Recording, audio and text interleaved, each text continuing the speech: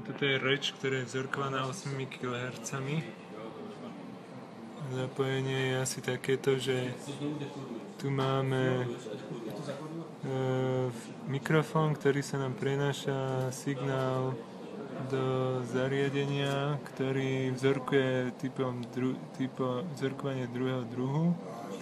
Tu je výstup vzorkovania, tu je vstup toho spínača, ktorý nám spína 8 kHz a tu je vlastne generátor na 8 kHz a tu nám to ide do výstupu oscilloskopu, takže on nám tu 8 kHz spína a rozsekáva nám tento hovorový signál. Takže toto je nastavený zlá dolná priepusť, ako vidíme, signál, ktorý je vzorkovaný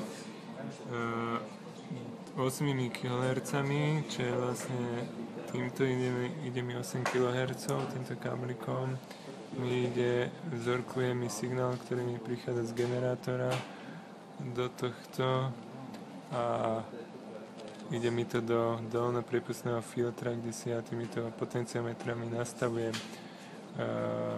jaké zložky vysoké frekvencie odrežem a keď ich odrežem mnoho, tak mi v podstate bude signál zrekonštruovaný. Takže keď ja ich nastavím správne, tú dolnú priepusť, tak bude signál zrekonštruovaný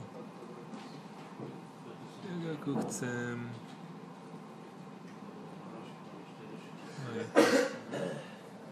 Takže tuto sme teraz dali nejaký frekvenčný generátor, ktorý nám dokázal generovať určitú tú frekvenciu na to vzorkovanie toho